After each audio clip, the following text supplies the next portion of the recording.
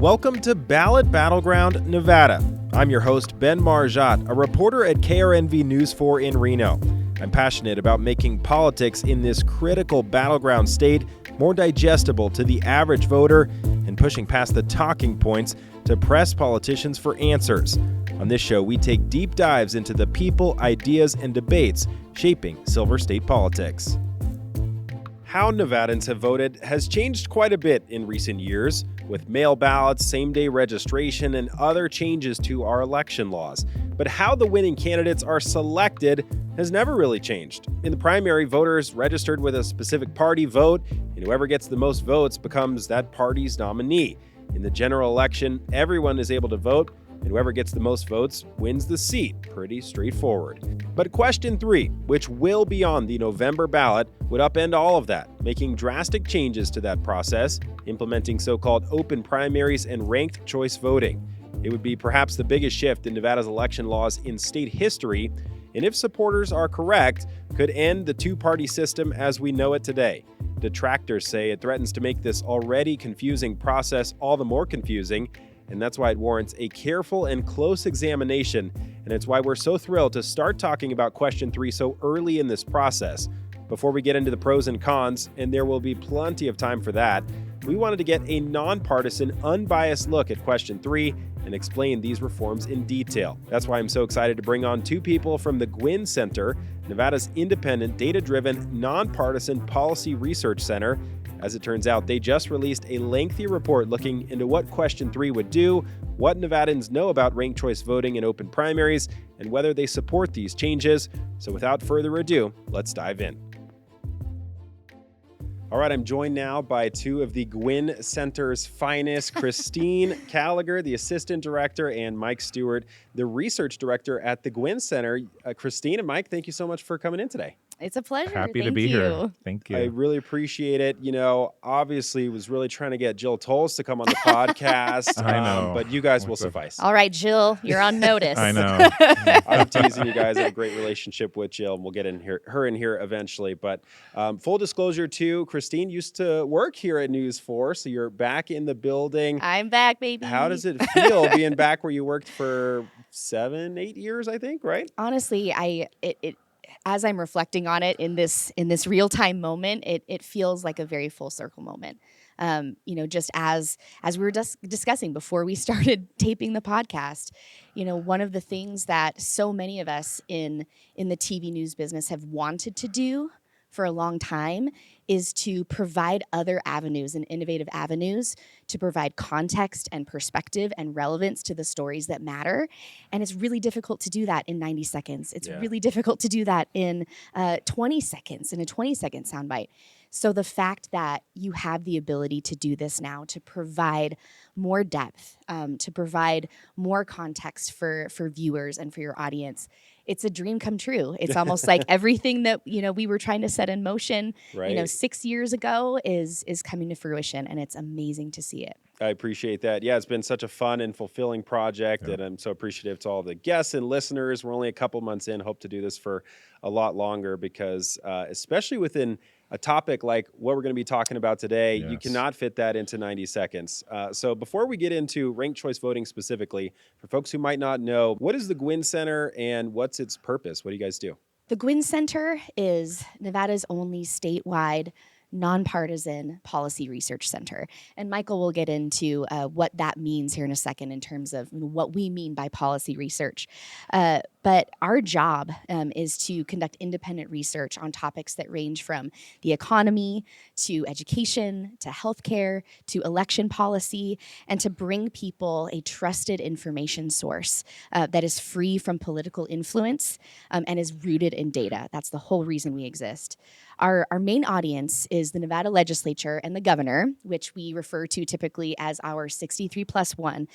But our research, and this is intentional, our research is open sourced and it's open to the public because at the end of the day, what we all know is that political and policy discourse in our state, and arguably far beyond our state, is more polarized than ever. And a lot of people are approaching issues with their own sets of facts. And from where they sit, they're correct. But the Guinn Center exists to zoom out, to widen that lens, to bring everyone to the table around what the facts and the data bear out, to restart these policy conversations around the realities that we share as opposed to the things that divide us.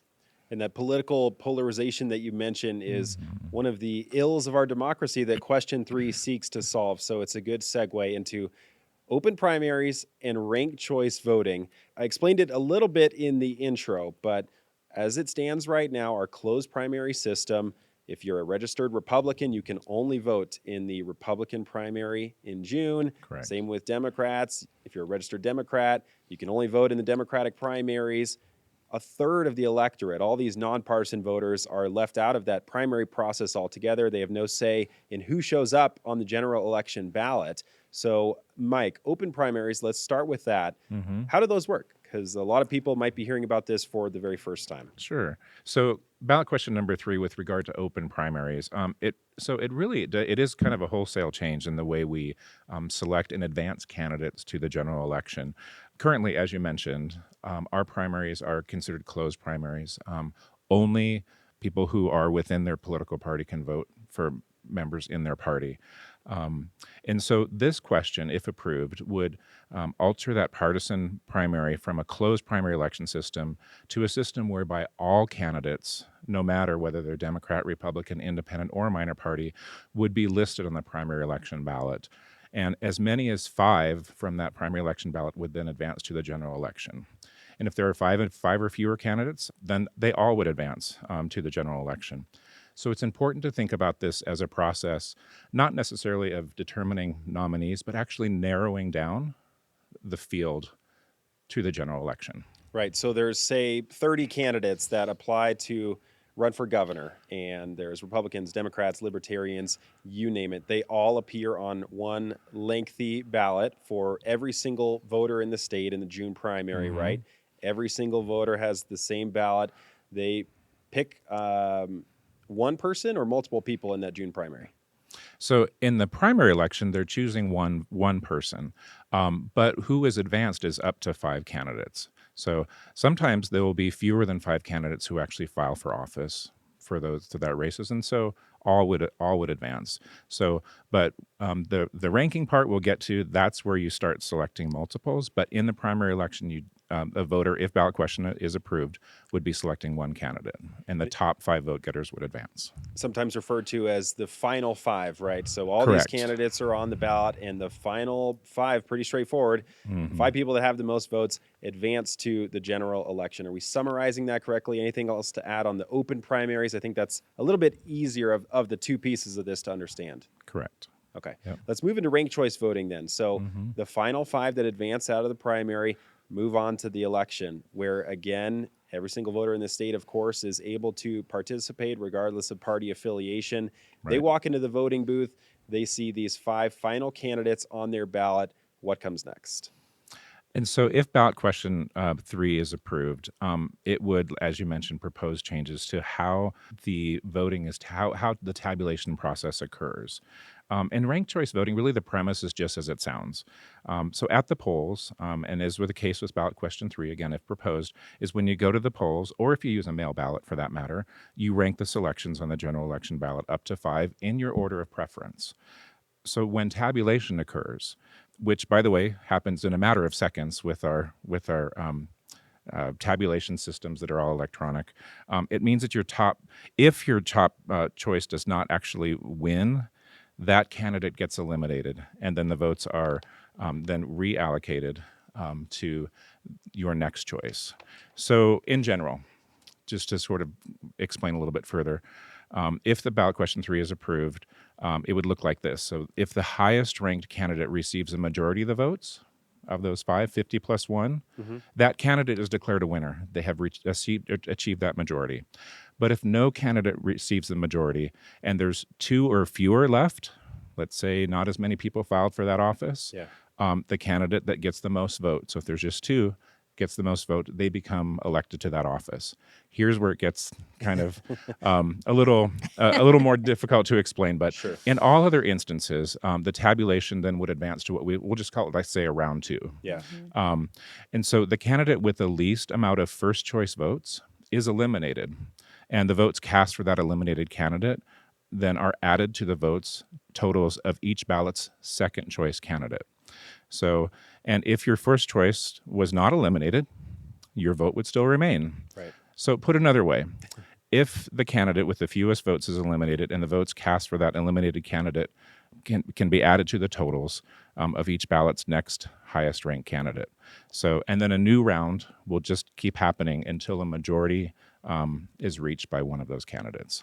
Right. And that's kind of the goal of this proposed reform, essentially, where, Right. or one of the goals is that the person that wins ultimately has a majority support of the electorate.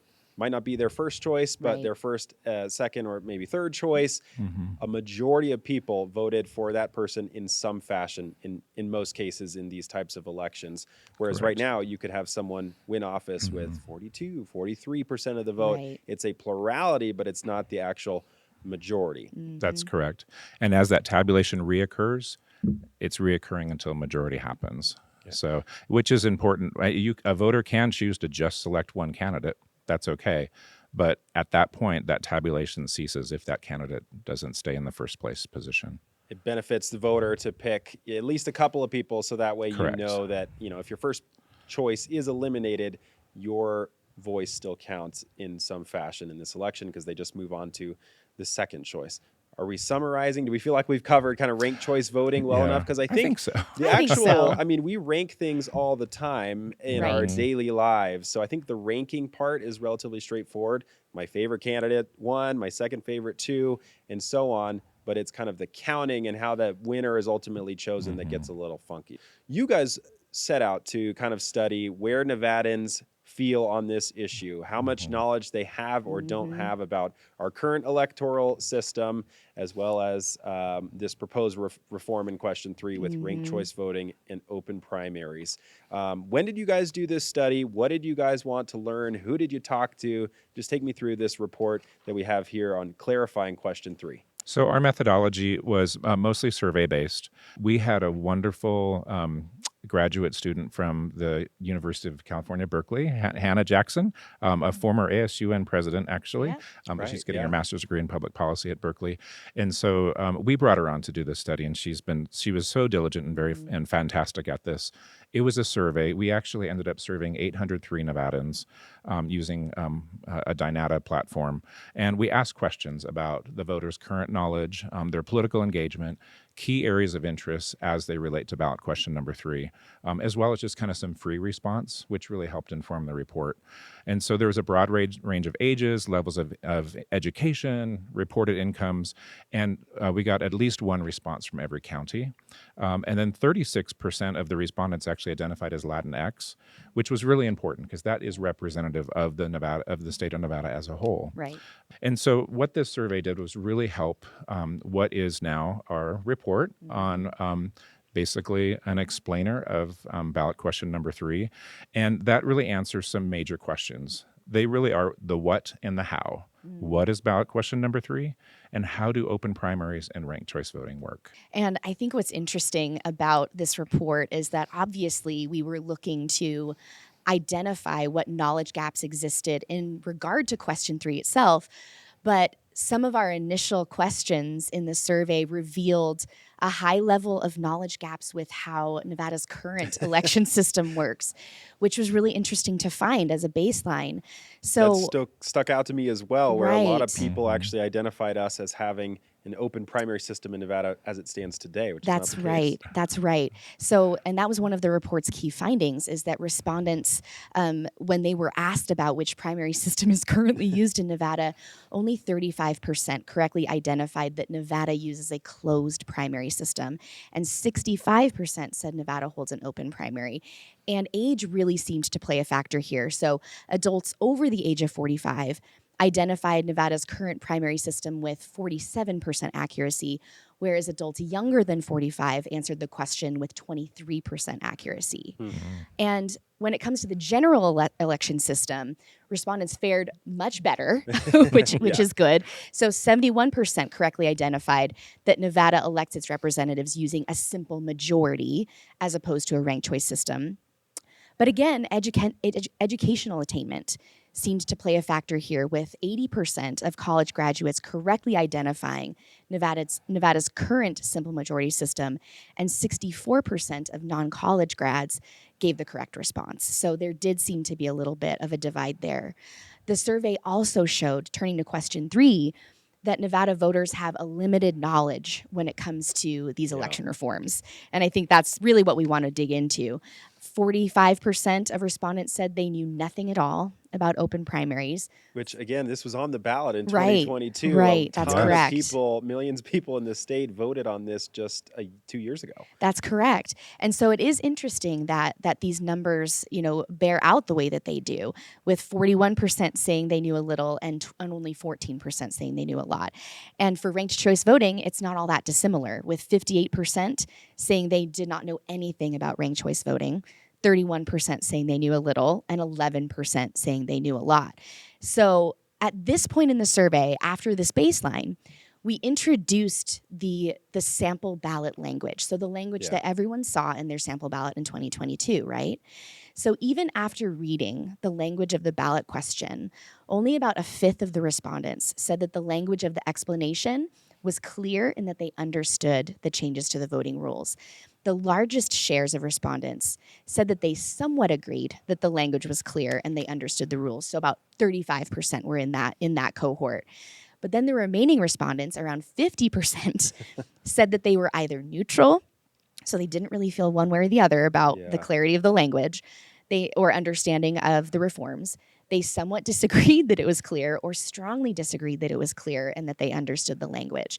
So it's really all that to say, Nevada voters displayed knowledge gaps, not only about Nevada ballot question 3, but also about the election process that we use today.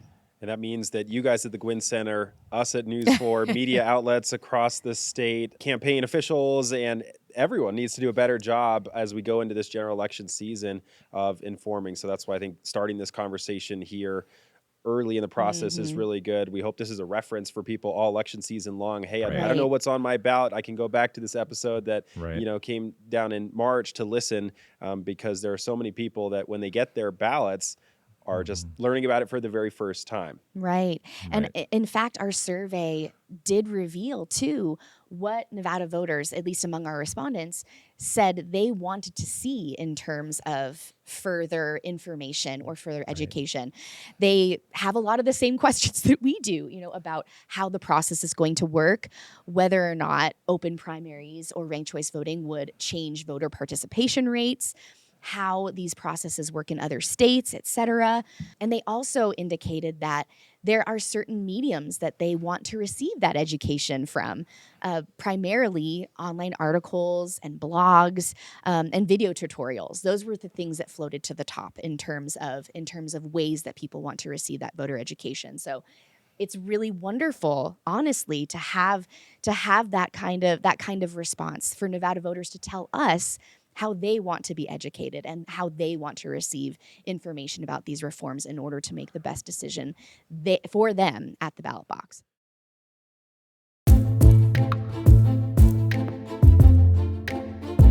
One finding that stuck out to me, and maybe it was surprising to you guys, maybe not, was that it wasn't actually nonpartisan voters that supported question 3 in theory at the highest rate. It was actually Democratic voters, and then which 50% of which said that they supported question 3. You would think that since this question is kind of aimed at bringing the nonpartisan voter into the mix in our process, that they would be the most supportive of this, and that wasn't exactly the case. What other findings, maybe it wasn't surprising to you, but if it was, and then what other findings stuck out to you guys as potential surprises from this study? Well, I think what's interesting, again, to your point, the partisan divides were interesting to see. You noted that Democrats were most in support of the change at 50%, 43% of nonpartisan voters were in support, and 38% of Republicans were in support of Question 3. But zooming out for a bit, it's interesting to note that Nevada is not the only state considering these electoral changes. So Idaho, Colorado, and Oregon are also considering changing their electoral systems to ranked choice voting. Colorado and Oregon, of course, trend toward being bluer states, and Idaho, a predominantly red state. And so it'll be interesting to see to what degree, if at all, partisanship plays a role in the outcomes of these election reforms and these ranked choice initiatives. We also know that current literature shows, and this is something that the report addresses as well, is that younger voters are more likely to support ranked choice voting as opposed to older voters. Yeah. And yet, political engagement among younger voters tends to trend lower. Yeah. So that will be an interesting dynamic to see Right. and to monitor as we look at the outcomes of these voter initiatives. You guys at the Guinn Center are nonpartisan, so this might be a little out of your wheelhouse, but take me through just briefly, and there will be plenty of time where I'm going to bring on people from the campaigns, both for and against Question 3, but just briefly take me through the arguments for and against, if you could. Maybe one of you guys wants to Sure. take the for and the other against. Yeah, and this is a really good preface too, that the Guinn Center is not taking Right. any positions on this. We are Of course, non-advocacy, Right. but we did include in the report what has been reported as common arguments for and against. And matter of fact, we lifted them from the ballot question from the Right. Secretary of State's ballot question booklet as well. So common arguments for passage. That current primary election process is controlled by, in part, insiders, and it excludes nonpartisan voters, which now are about a third of our electorate. I think it's actually up to 40% now. Wow. Another common argument for passage is that ballot question 3 puts the power of elections with the voters and not political parties. Another pro argument is all voters have the choice in open primaries. Ranked choice voting gives voters more choice. Ranked choice voting prioritizes candidates, so the winner is the most reflective of the will of the voters. Another common argument that we've seen is there's more access to the primary maximizes that one person, one vote principle. And then finally, another common argument for is that the tabulation causes there's no really greater delay in ballot counting because of our mechanical voting systems that we have already in place. On the flip side, arguments against. Question 3, a common arguments against, some would say proposes kind of a jungle primary, lots of people in that primary election, Yeah. which could be, to some voters, confusing and perhaps complicated. And the opponents would argue that really does nothing to address partisanship. Opponents would also say that political parties would actually be perhaps shut out of the process. Opponents also argue that question number 3 would perhaps fundamentally damage traditional elections conduct. They also argue that question number 3 would hurt the independent candidate process because it would change the way independent and minor party candidates who traditionally appear on the general election, they would be appearing then on the primary election and grouped with the partisan offices as well, or the partisan affiliated candidates. And then finally, some argue that question number 3 is really not suitable for its appearance to be changed in the Nevada Constitution. That would be too permanent of a change in a document such as the Constitution. Another argument, I guess, against, but some people say that it could be expensive to implement. And then on the flip side, maybe does it undermine the one person, one vote principle? And then finally, that ranked choice voting tabulation, some have argued in opposition that it might result in some votes not being counted, while others might have their vote counted many times. That's what the opponents have said as well. So, and we have included those in the report just very factually based on what we've seen. And again, I'll restate, I'll be bringing in people from the yes for 3 and the no for 3 campaigns later on to do a deeper dive on kind of their arguments for and against, but appreciate you taking me through those. In the places where this has been implemented, and the way it's implemented is different. Some people have final 4, some people have final 5. All these primaries and open primaries look a little bit different, but generally and broadly, have they been successful at boosting voter turnout and kind of achieving these goals of bringing in these nonpartisan voters and making this kind of a more inclusive process for all voters? What I will say, though, when it comes to open primaries, and this is just maybe my observation Sure. more than anything, we know, I think we could assume that if the primary election system were open to nonpartisan voters, I think we would probably, it's safe to assume, Sure. see a lot more of that component of the electorate turn out to vote. Those non-primary election or nonpartisan ballots are traditionally quite small. Right. School boards, general improvement districts, that sort of thing. So opening up to a wider slate of candidates for nonpartisan voters could bring more turnout in that group. And that brings to mind another question that I had, which is, which races does this actually affect? It does not affect the presidential race because that's an entirely separate contest altogether with different rules. It's statewide races, assembly and Senate races in the state, but not the local, say, city councils and county commissions and things? Right. I think the best thing to do is actually just specifically write from the ballot question itself, and that really does explain it, which says, shall the Nevada Constitution be amended to allow all Nevada voters the right to participate in open primary elections to choose candidates for the general election in which all voters may then rank them in order of preference for the office of U.S. Senators, U.S. Representatives, the Governor, Lieutenant Governor, Secretary of State, State Treasurer, State Controller, Attorney General, and state legislators. That is how the question is framed.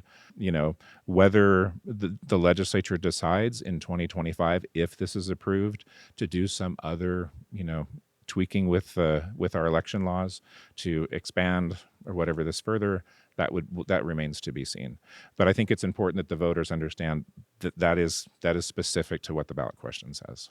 Gotcha. A couple random things and assorted questions that I've had before we kind of wrap up today. Number one, did you guys look at or have other jurisdictions said what this has cost to implement? Obviously, it's a pretty significant change, and that's one of the arguments against, do we know how much money would need to be spent to switch this over?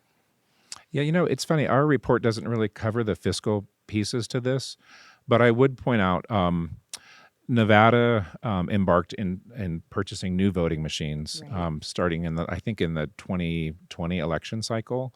The new voting systems now are designed to accommodate ranked choice voting and different types of primary scenarios, as well as the tabulation systems do too.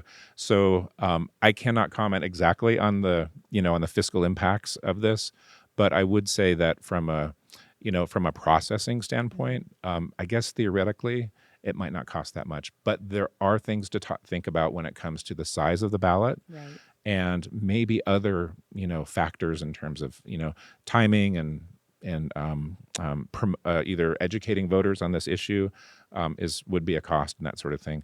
But that is something that we didn't contemplate in our report, but I think something that certainly our election administrators should be thinking about. Yeah. And then a unique scenario that could happen with this that Kristine flagged for me is, what happens if there's a tie? I mean, that's a great question. Sometimes in our caucuses I've seen where it's a roll of the dice or you're picking a card or something. That's obviously not a state-run process in the caucus. Do we have a Nevada-specific thing where we're rolling a dice, taking a card, or what happens if we tie? So Nevada law does address tie votes, and a tie between two final counting candidates with this ranked choice voting will be decided as set forth by Nevada law. And a tie between two candidates with those fewest votes when it comes to ranked choice voting is decided by lot. And potentially there would be more opportunities for the ties, right? Because if you're breaking ties, as you said, between the fourth or fifth choice candidates, so this might actually come up more under the system. It's conceivable, absolutely. So, I mean, ties still are exceedingly rare.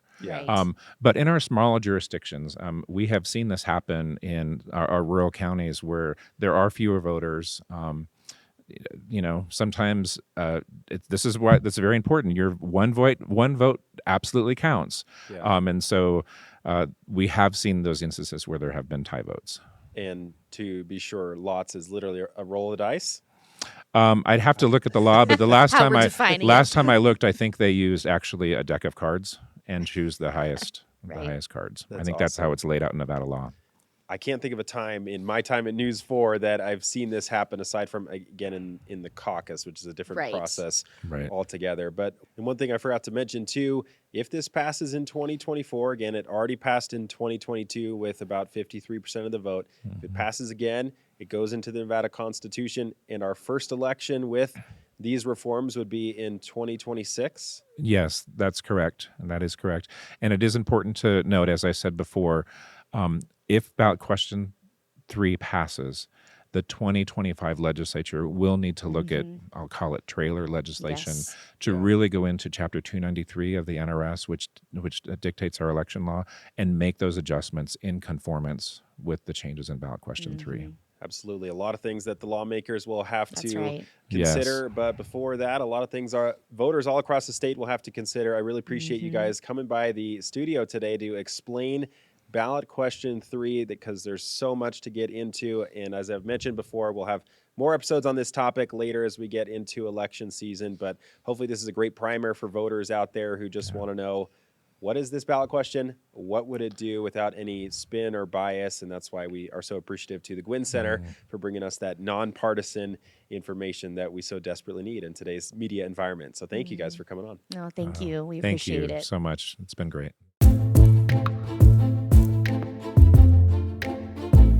If you made it to the end of this episode, I really appreciate it. If you have guest ideas, episode ideas, questions, comments, compliments, concerns, anything at all, feel free to shoot us an email to bjmarjot, MARGIOTT, at sbgtv.com and put ballot Battleground Nevada in the subject line. And if you have a minute, I'd really appreciate it if you left a rating and especially a review. That helps the podcast show up higher in searches so more people can discover our show. Thanks for listening. We'll see you next time.